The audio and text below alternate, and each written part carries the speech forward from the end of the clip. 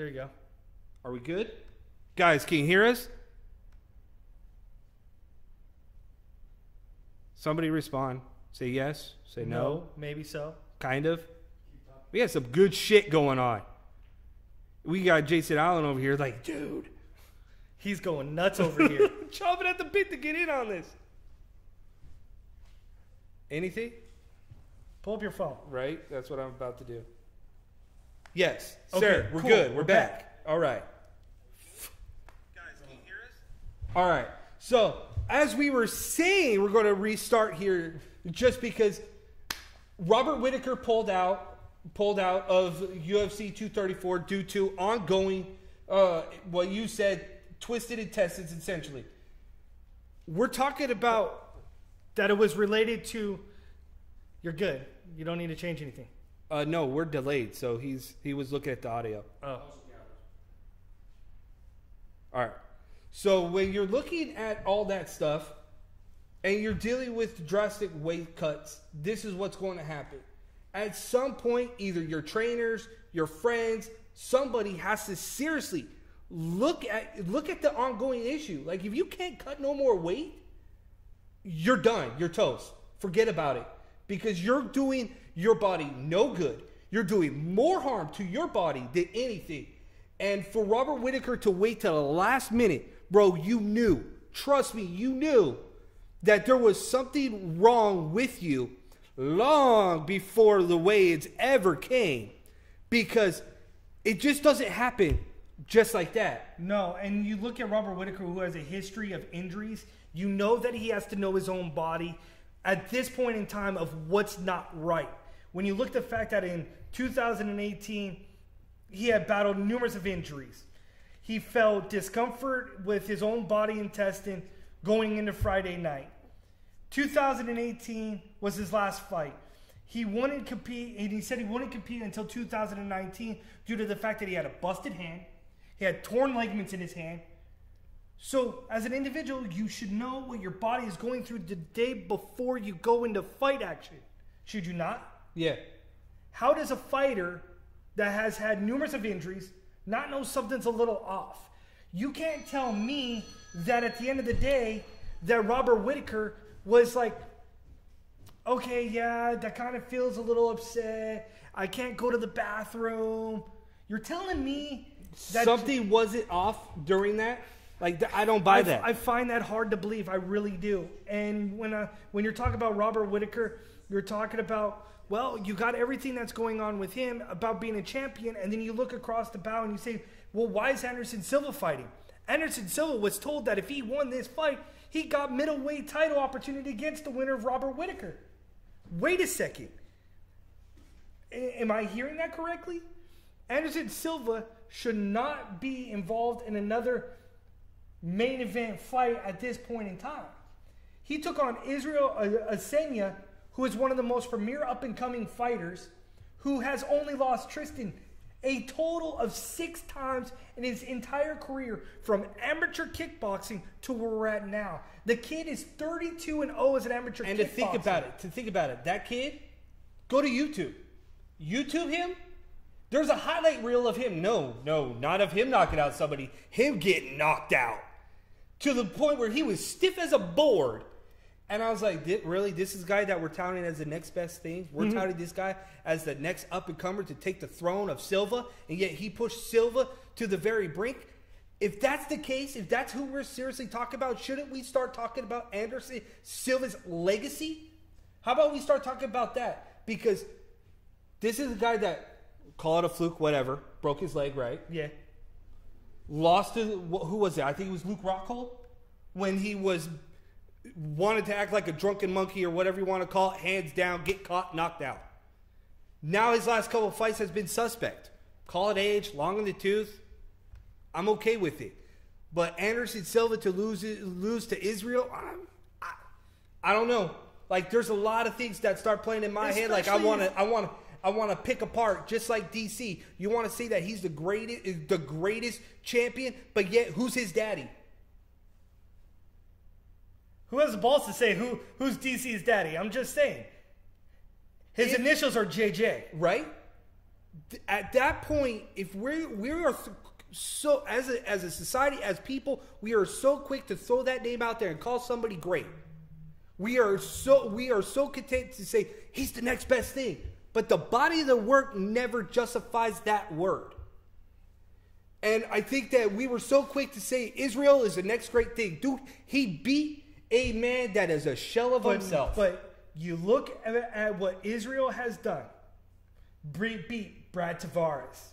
Beat Derek Brunson. Yes, Anderson Silva a little bit long in the tooth, but it's still Anderson Silva. That's like our guest right here, Jason Allen, that if we bring him on and we say, hey, he should take on Randy Couture. You know? I'll take him on.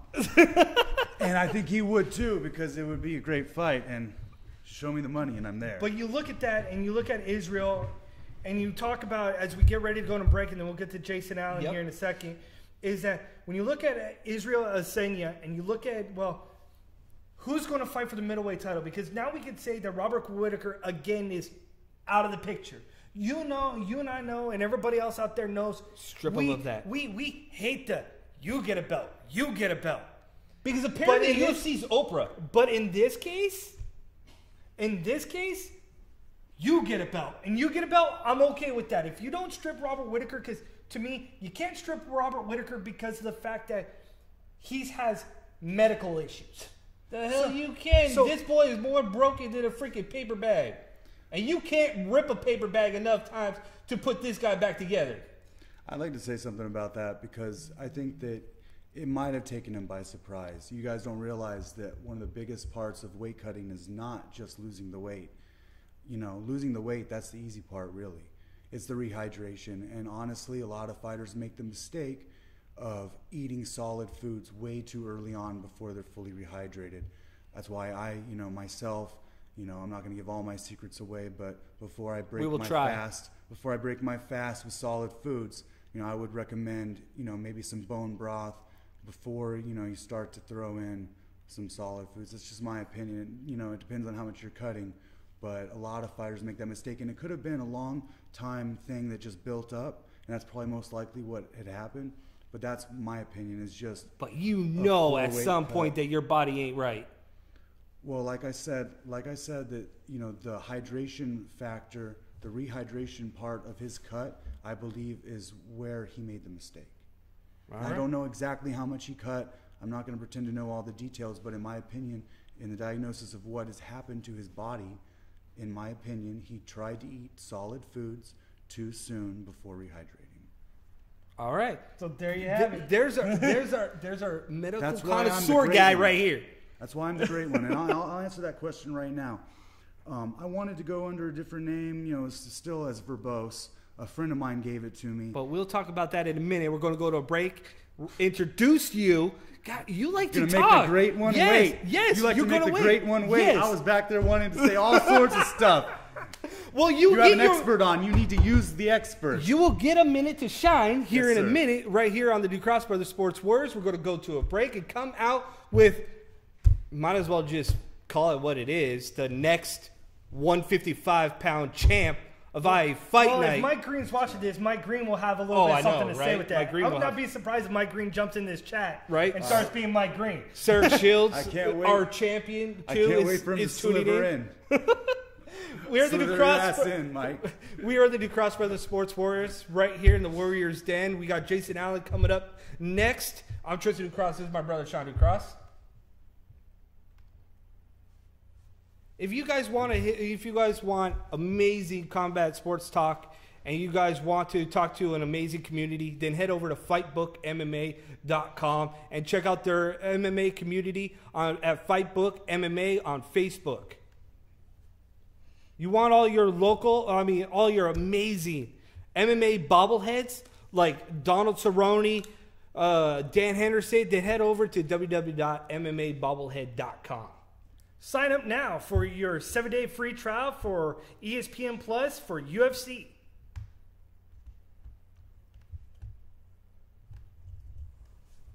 All right, everybody. We are back. We are the Ducross Brothers Sports Warriors. We do this every Wednesday at 1 p.m. Pacific Standard Time, and we might have a new home right here in our new Warriors Den. And, well, we couldn't just debut something new and not bring something new with us. And that is the man that's sitting to my left, the great one. I feel like if you smell what Jason Allen's cooking. No, Yeah, I like The Rock. I like The Rock, but I didn't like him in Let's the try WWE. not to get more copyright infringement here on YouTube. Notice I said WWE, right? Yeah. Hey, don't sue me. Hey, for real, listen, okay? I didn't want to go under the Great One, and I'll tell you why. My father, that's his nickname for me. It's always been his nickname for me. And I just, I really didn't like it all growing up. And even when I became You were his a fighter, Great One? How I was cute. the Great One. Oh, thanks, man. Don't get punched. All right. So anyway, a friend of mine told me I should go under this name. It was just as verbose, and I was gonna do it. And then my dad, when he found out that I wasn't gonna be the Great One, because I told him, I said, that's. It is. Go ahead. It's it is bragging a little bit. But basically, He's he trying wouldn't talk so to hard me. not to brag. He wouldn't talk to me. Man. And I mean, like, my dad would always talk to me no matter what. He's never not picked up the phone ever. And he wouldn't talk to me for 5 months. 5 months until I proved to him that I was going under the Great One. Like, so after my fight, I went, and he still let it go, because the fight that I won, they didn't say it, but I still, went under that on camo, and he was happy.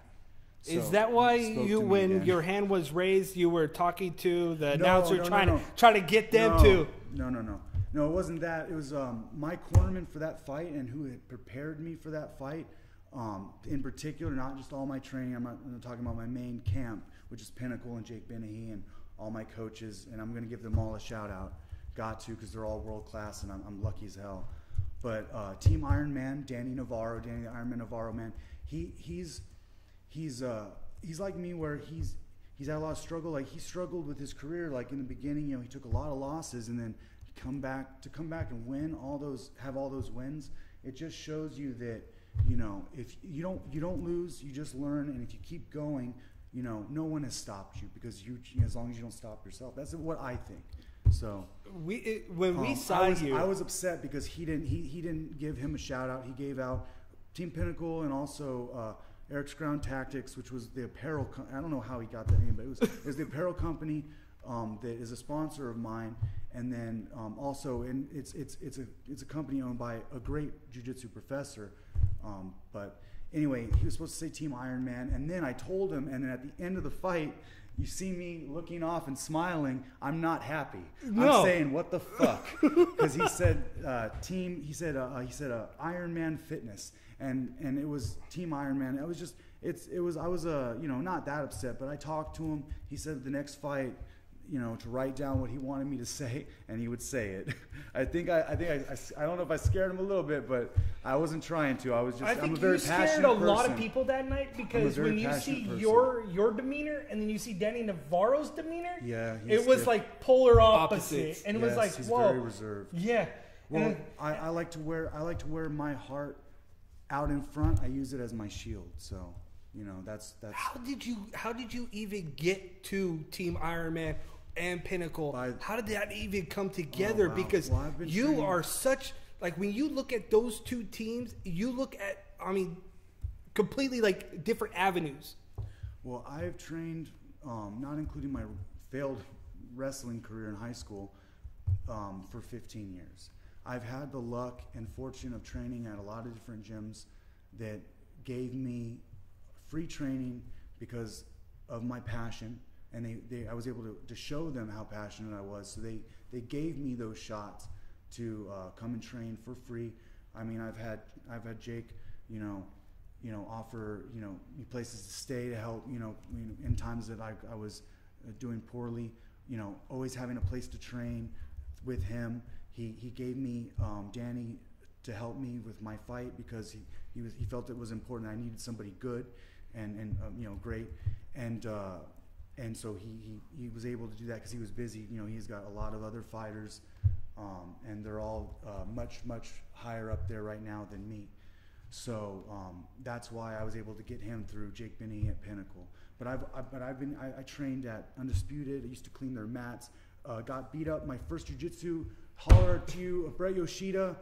Was ranked second in the world at the time. You kicked the crap out of me, and I outweighed you by maybe 90 pounds. So, and, I'll just never forget, I was able to, it was before they moved. It was like a 3-tier. Yep. And I would just mop the mats, and they would let me train there. And then eventually I trained at the arena and did that. And then my boxing coach at the time, Lucky, he died, and I had all sorts of things going on, so I left. And then when I came back here, Jake, was like, oh, no problem, just clean up the mat if you can, and you can come in and train. And I took all his classes. I got thousands of dollars worth of training a month from world-class coaches for so long, just because people who've done it like that, they know, how hard it is, and they seem to respond to that passion and kind of want to help that person. So I've been lucky with a lot of help. And it kind of makes me think that I got a list in my pocket of all the shout outs I want to give, not just my sponsors, but just people that have helped me. But and you talk about the avenue that you took to get to where you're at. And one of the questions that I had for you was that your first defeat in amateur, you got knocked out or TKO. It was an early stoppage. I'm not going to lie. Fury, I felt you. I felt your fury. He knows it. He got, like you guys were talking about, a liver shot. He didn't get me in the liver. He got me on this side, so it was my kidney. But man, the liver is the biggest organ, so it might have well been hitting my liver too. It was a shot. I felt good. I felt fine all the way until the adrenaline had gone and I could barely get into my car. So I couldn't sit right for a week. Not gonna tell a lie. But during the fight, I was still in it. When you're in it like that, I could have hurt him and still won and still been just as, pained afterwards. So it was an early stoppage, in all fairness, and he knows it too. And at the same time, he was out of my weight class. I took that fight. I did not cut a single thing.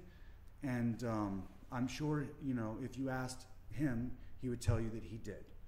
And he had a lot of reach, and I'm not going to sit here and say whatever, but I think I have longer reach than you. Size matters in a fight, and you got to know how to use what you've been given. Like, I'm not so much a stand-up guy because of my reach, and I've had to learn how to use the peekaboo stance of Tyson to get inside. But in an MMA fight, it's dangerous because you got knees, and I've been kneed in the face, all sorts of stuff. So it's a little dangerous. But I like I'll Khabib you. And I honestly, I feel like I've coined the phrase where he locks the legs as the Khabib, but I've heard other people do it, so it couldn't have been me to do it. It couldn't have been me to do it, but great minds think alike, okay? Yep. So honestly, I want to fight. That wrestling technique that he did, I think it's like triangling the legs and stuff like that. Triangling the legs. Has been around for a while, but it's been kind of removed, like the butterfly guard from MMA. Two techniques you don't really see. Things transition around. Things get trendy just like anything else. So it's like, if there's a new cool punch that people aren't, expecting because they're training in a certain way, that'll be like, look, Ronda Rousey had a special moment in time with her. Not taking anything away from her. She was great. But what happened was she was a judo girl. Yeah. And people don't realize this. People don't realize this. Oh, she had a boxing coach that told her she was a striker. That was a big mistake. But listen, that's a whole other topic. That's a whole other topic.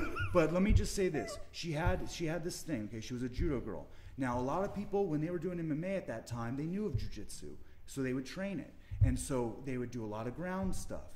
But people don't realize that she was getting them in the toss. She was getting them in the judo because by the time they were on the ground, she was already getting them. Do you understand what I'm saying? She had trained judo from that transition from standing to ground to get that arm bar. It's a different path. It's not like I'm already on the ground and you have to do this and that.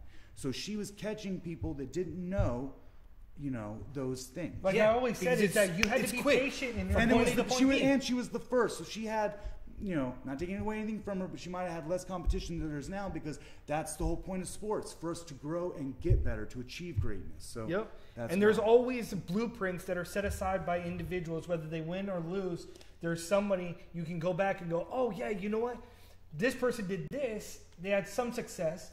So what about if I go this? That's the whole point of why you go back and watch film on your fighters, on your opponents, so you can figure out what the next avenue was to help you win that fight. That's why they call it a game plan. Yeah, you wanna know what you do. I like when I go in there, I don't think of anything and I react, and it's all from what I've drilled and planned for previous. But you do plan. You have to know what you got, what they got, and what they're going to throw at you most likely, and then try to plan for that. But that's another thing too. It's not just how great a fighter is. Like Anderson Silva, he could catch the greatest of all time just with a lucky shot, even though he's himself the greatest of all time. But that's what I'm saying. Any given Sunday in MMA, there's so many ways to lose. So true. So many ways to lose. And you couldn't bring up a better comparison in what that if sense. they got him on the ground and triangled him Well, it's like you talk about at any given time something could happen. It's like, look, Anderson Silva's career went from at an all-time high to perhaps kind of at the bottom barrel after the fact that Chris Weidman just caught him with a check. When he checked that leg kick from him, shattered his fibula. That's the thing. You have to be a fighter to understand some of these things, though, because, like for example, you have guys that learn Taekwondo and they learn how to chamber their kick and then they snap it at the end.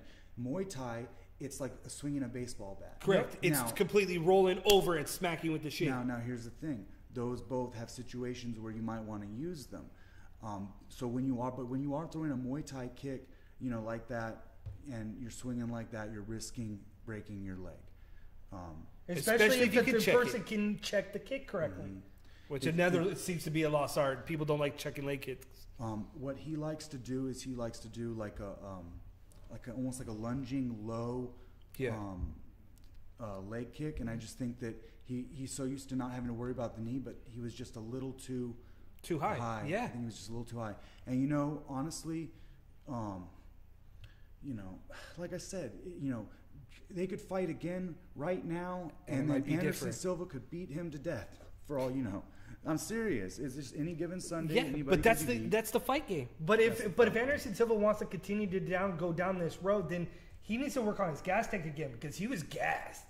Israel gassed him out, and typically you don't see it a lot. But that guy, it's just you have to also think who he's going against and how they were fighting that stand-up chess game that they were. I thought I was watching Mortal Kombat. Constant movement. I don't know. I have a soft spot for Anderson Silva because actually I got to tell you something too. This guy, I try not. I debated whether I was going to put that punching machine score on my Instagram because I didn't want people to think like, just he's a ground guy. Don't worry about his power. Don't worry about his punching. I hit the bag. I condition my knuckles. If I were to hit metal, you would hear a different sound because I conditioned myself. I punch every day. So would you like to fight bare knuckle? Well, it's a whole other thing in itself. I got to tell you, a lot of people don't even realize that the gloves aren't to protect you. They're to protect your hand. And you can beat somebody. If you have a steel plate and I told you to hit it as hard as you could, you would hit it and you would try not to break your hand. But if I gave you a glove and you hit it, you could just go to town and hit as hard as you want. The gloves protect the fighter's hands and allow you to hit harder. In bare knuckle, you have to be more careful. So you have to, be more precise, or to protect your hands. And and maybe it also helps as a grappler if you are bare knuckle. But that's a whole thing in itself, man. Let's get back to where let's digress. Let's digress a second, man. Let's get back to then the fact that you've got a fight coming up at IE Fight Night, April 20th in Ontario, California, against another man named Mike Green, who has put on a show already for IE Fight Night with a finish that shocked a lot of people with a perfectly placed liver shot. And now you're stepping up to the plate, feeling very confident in what you have. What intrigued you the most about this fight when it was presented to you? Actually, nothing. I wanted to fight DZ, and I told the matchmaker, I said, with all due respect, my finish was better than your champions. He couldn't even finish a guy that had no grappling experience. And by the way, was 1-4. I know his abs looked pretty, but it doesn't. Crunches don't matter in fights. You know what I mean? And I met that guy, and he was a little rude to me, so, That's why you called him out after your fight. Oh, yeah, I'll fight that guy if he wants, but his record is so low that I'll probably never fight him at this point. I'm going up. He's going down. So basically, that's why I took the fight with Mike Green. I told the promoter, I said, I'll either take a title shot or I will take somebody who has a better record than mine. That's fair is fair. I want to grow. I don't want easy fights. And that's the thing that is missing for fighters is that attitude. I want to fight, who the best people You and I were talking off camera, and we were talking about, you said that this is your livelihood.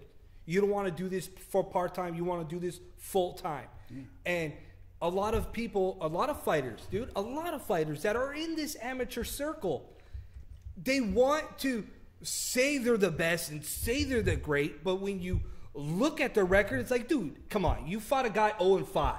You're 6-0. What do you think was going to happen? That's another thing. You asked me off camera, I believe you asked me what promotion I wanted to go to when I go pro. And honestly, I want to take the fights that are going to give me the most acclaim so I can move up and fight the next greatest fighters that give me the most acclaim. So I want to, I'm not a young guy. I can't take the long route, the long, easy route where you protect your career. I'm going to either, go balls out and earn it, or fall on your shield, and at least you died trying. And even if I lose 7 in a row, I'll keep fighting until my body gives out because I love it. It's not just the win. It's honestly, I just want to keep doing it. And honestly, if you have a 2-7 record, you'll still get fights. You'll still get paid. Yeah. And honestly, as a feeder, I don't look. I expect greatness from myself. I expect it of myself, but things happen, and you have to manage your expectations also. Expecting to be great isn't the same as turning a blind eye to what could happen if you're not.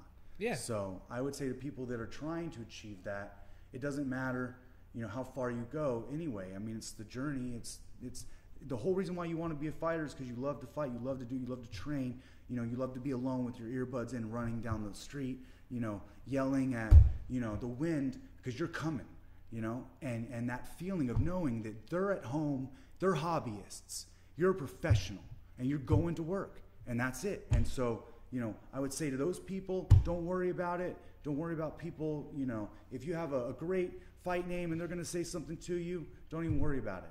Because you're gonna find that it was all on the journey anyway. See, that's the thing. The journey is where you want to go. The destination, you have it. You understand where you want to go. Jason Allen, you'll be able to catch him April 20th, Melee in Ontario, California, against Mike Green. Striving for greatness. I hope, dude. If you see us, don't come to the cage side, bro. Do not come to the cage side and say, I will bring blood to you. And then not bring blood to us. Can't guarantee your boy something like that. I would like to apologize. I went for the choke. It was higher percentage, so I took him over to you guys.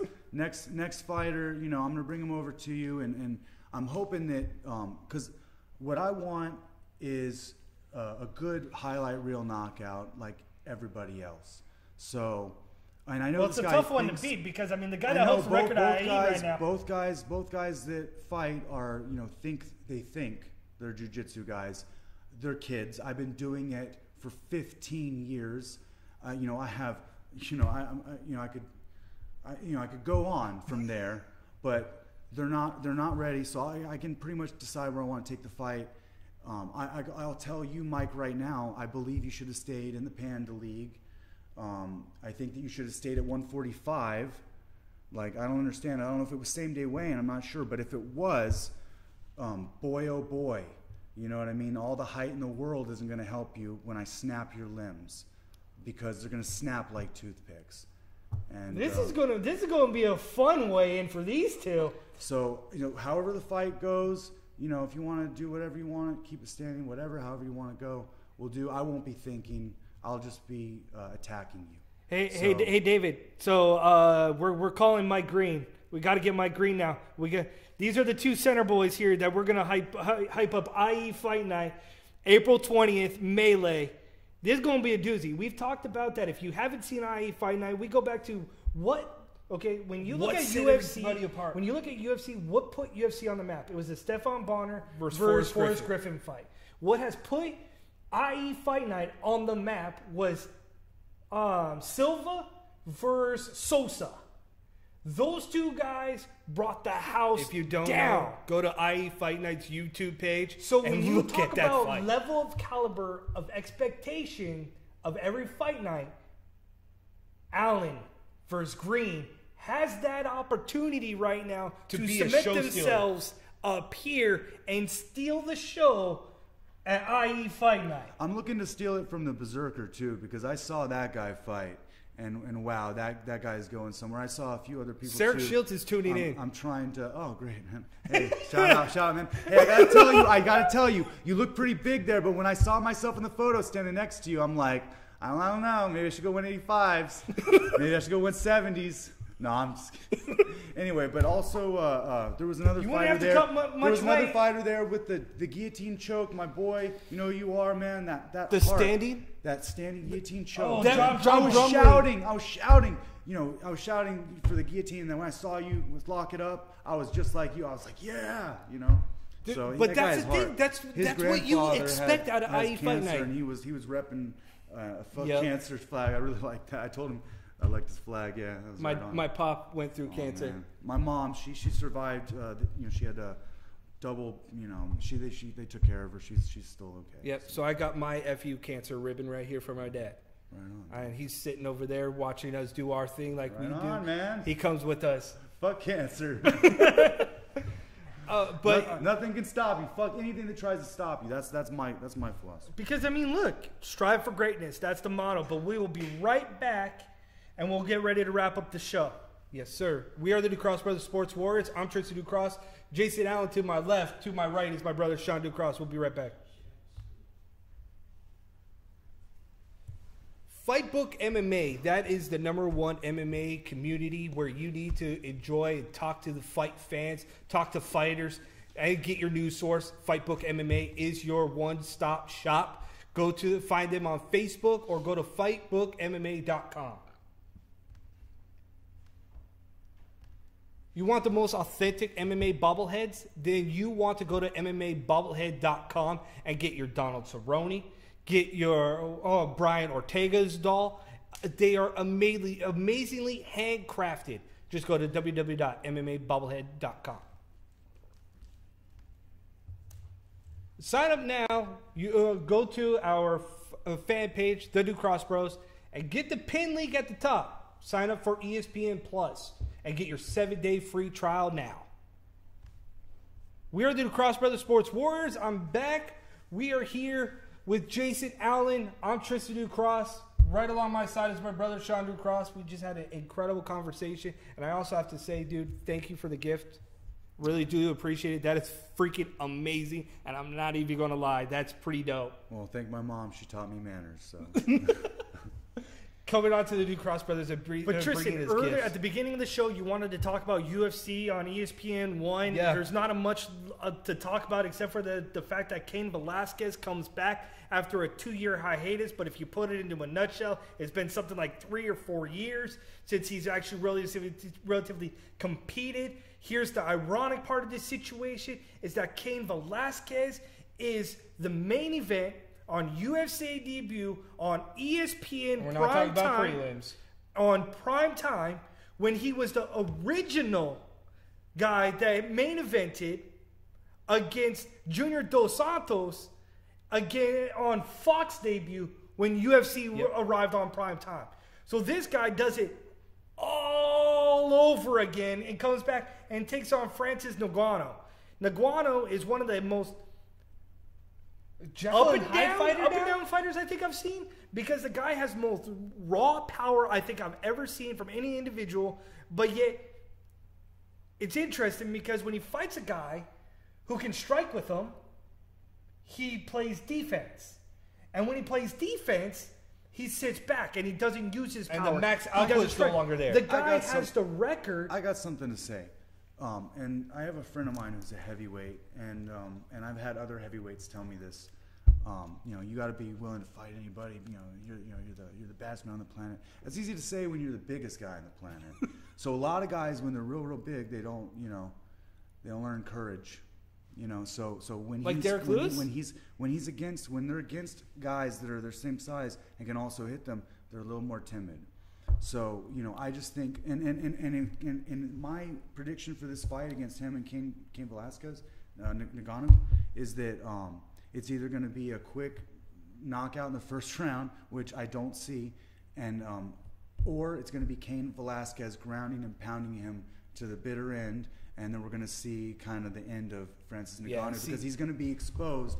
All he's got is one shot. And power. that's what I was going to say, is that my issue with Francis is that he relies so heavily on the power, the raw power behind his punches, that I almost put it up to the coaches that have failed him more than anything, because he's more open and wide when he's throwing his bombs, that it's not more technical. There's nothing really sound behind any of his technique. He has very little wrestling. He's all power. He has no real technique going straight in. And here he's facing a guy that's granted been 3 years removed, but he's facing Cain, who, in my eyes, I'm expecting this fight to go to the ground. I'm expecting Cain to do what he needs to do to get a win. And unfortunately, I think that this is Francis hey, back to the line, buddy. Back of the line. Because he needs this. Francis needs this win more than Cain does. Because of what has happened in the last couple of years. And the hype train that rose. And then all of a sudden, the hype train derailed. So if Cain loses, all it is he came off a 2-year hiatus. Yeah. It's just a minor bump in the road. If Ngannou loses, it's a different discussion. It's a different avenue. You talk about Velasquez and you talk about Derek Lewis. The biggest difference I see between them is the fact that Velasquez is going to be in your face. He's going to come. His style is, I'm going to be fast. I'm going to be quick. I'm going to pressure. He's not going to stop. And where Derek Lewis, he was reserved. He was waiting for that counter. So is Ngannou.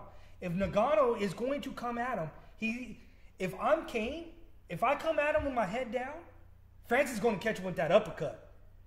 And it's going to be another little meme going on there, like you saw for months when he uppercutted freaking, what's his name, Alistair Overeem's head back to Netherlands. And Alistair Overeem, although he's been knocked out quite a bit in his career, is one of the most winning Muay Thai guys. Absolutely. Absolutely. One of the biggest kickboxers names out there. His K1 record through the roof. I got to say, though, I think that when people say, Cain was gone for 3 years, look, he's not going to come back with ring rust. I'm sure that guy's been a professional, has been training for those 3 years, and he's only gotten better.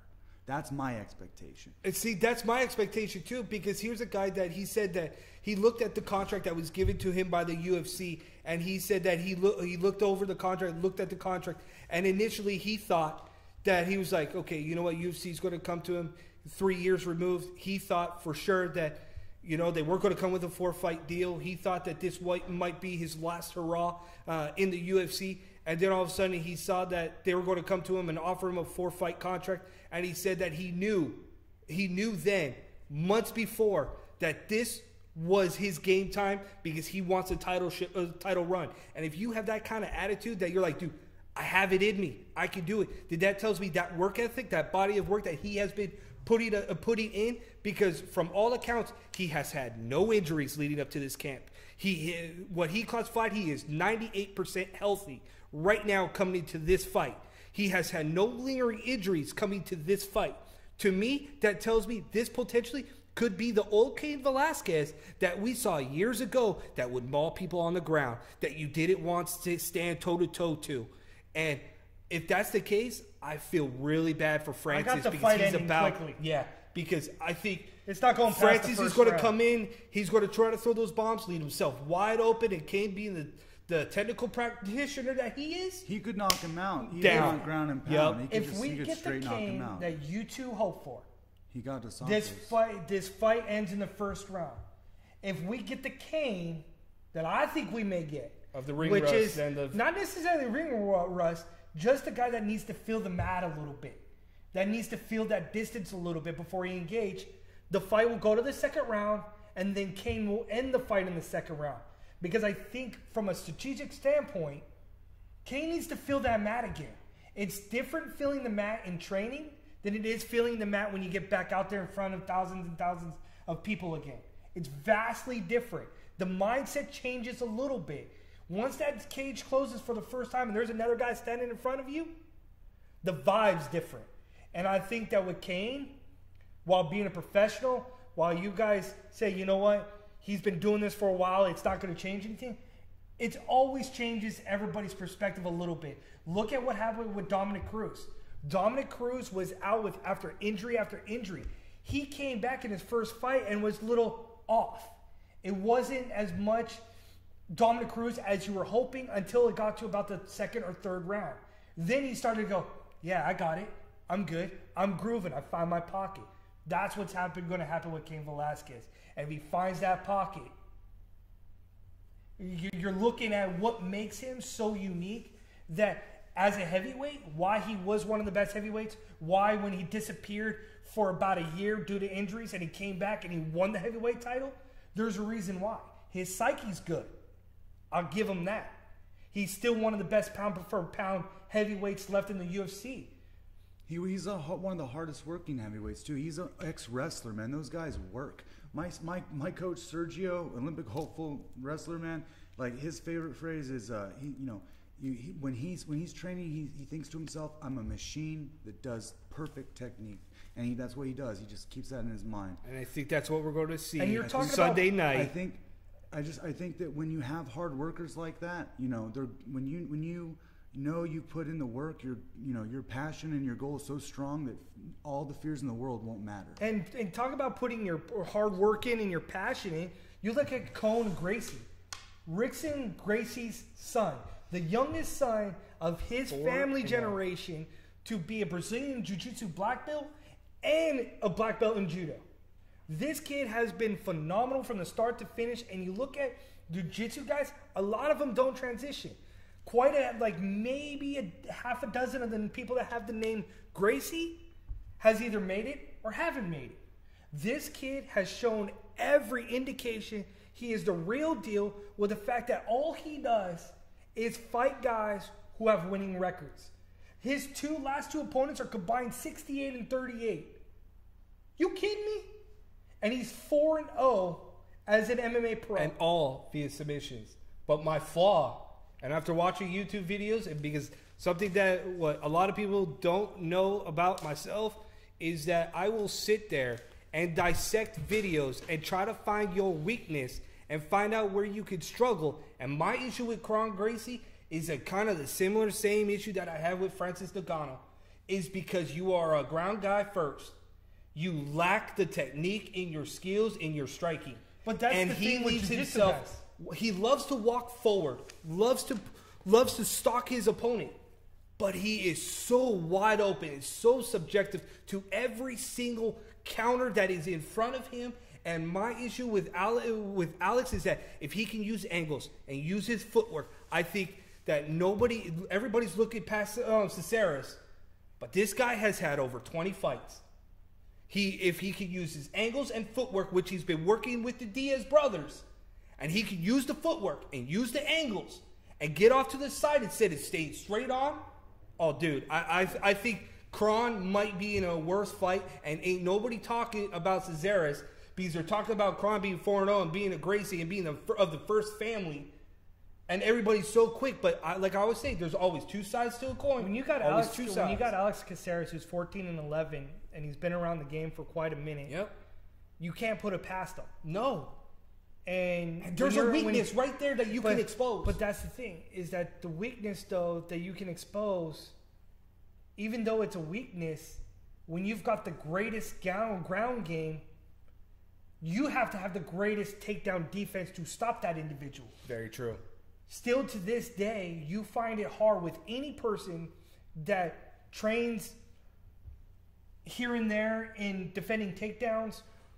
They still struggle with a legitimate wrestler, or anybody else that has legitimate ability to get the fight to the ground. There's a reason, though. 90% of all fights go to a grapple. That's one of the reasons why it's statistically better to be a grappler than it is to be And you would think that in this and you can era, stop a takedown. In this era, you could make that change and go, okay, you know what? 90% of what you're seeing now with the successful fighters are their ground game. So as a fighter that wants to evolve, you should want to, you know what? Make me uncomfortable, dude. Right. Make me as uncomfortable as you can make I want to me. be the best version of myself, and I'm going to be that guy that, dude, my bread and butter is Brazilian Jiu-Jitsu. Ain't nobody going to touch that. So what am I going to work on? Going to work on my takedown defense. Going to work on my striking. So while if you have that, that's what you should focus on. Absolutely. And that's my issue that I But see with I Kron. just You don't. attack your weaknesses. Yes, and then but you cover I your just your don't strengths. see Yeah, exactly. Alex right. Caceres being able to defend a takedown. If he does, If he can, absolutely, I'll It's give a him different props. ballgame. But to me, it's like comparing a weird comparison. But it's like, then let's go back and look at Khabib versus Conor McGregor. Conor McGregor knew exactly what Khabib was going to do. Khabib did not hide that. everything was telegraphed. Cone Gracie is not going to hide the fact that he's going to go take a limb. A lot of wrestlers knew about that punch he threw, but Connor didn't see that one coming. No, he didn't. But That's a very common. One person that did not see the punch coming, Gervonta Davis landing that right hook that busted the nose or the jaw of Hugo Ruiz this weekend. And I had to rewind it back because I was like, why did he go down to one knee? Because He it took looked like that it was a white. glancing He blow. took that fight on weeks' notice. And he comes out and says, yeah, I felt everything that he threw. Yeah, well, yeah, because you went up 15 pounds and fought a guy whose nickname is the Tank. And Davis still missed weight by 0.2 pounds. So if anybody actually paid attention to that, they gave him California gave him 30 minutes to cut 0.2 pounds. But next week, we'll talk about the fact of what Floyd Mayweather said after About that his- fight. Yep. About who his next fight is. And then we'll also talk about the new change of the guard as the World Boxing Council has made it mandatory that they will put up an interim heavyweight title fight in the meantime because they're going to hold a heavyweight division hostage. So when they do that, they're going to crown a new heavyweight champion. Yeah, and then we're going to go ahead and the next week we'll talk about Anthony Joshua getting his fight June 1st at Madison Square Garden against Jarrell Miller. Yep. In the meantime, we are the Cross Brothers Sports Warriors. Thank you, Jason Allen, for joining us. I would like to say one thing to Go my ahead. opponent. After the fight, I wish you speedy recovery and no permanent injury. This guy. But I can't guarantee it. April 20th, IE Fight Night. Michael Greed takes on the great one. So Michael Jason Green, Allen. get at us. Let's get you on the next show. Let's get this fight going for April 20th, Melee. Let's get people talk about IE Fight Night. Because Allen over here is not afraid to hype this up. And we know that you're very, very okay with talking yourself. So let's get this going. Get in the studio, man. I want to see the whites of your lies. Tell me you've been training as much as me, as long as me, as hard as me. Tell me. Come and look into my eyes and tell me that, because you won't be able to. Because you'll see I'm a different creature than you, because that's what I've done to become that. You haven't done that. You haven't done the work yet. You couldn't possibly. You're too young. So son, April, I'm going to be your daddy. And I'm going to put you to bed, put you to sleep, and then after I wake you up, man, we'll have a beer. Because I'll turn you into a grown man after that. Are you thinking about doing a shoey then after you win your fight? Oh, shoe? No. That's gross. That's so gross, dude. We are the New Cross Brothers Sports Warriors. Jason Allen, thank you for joining us. April 20th, the Great One versus the Sliver. It's going to be an incredible fight night. Make sure you get your tickets either from Octane Jason Nutrition.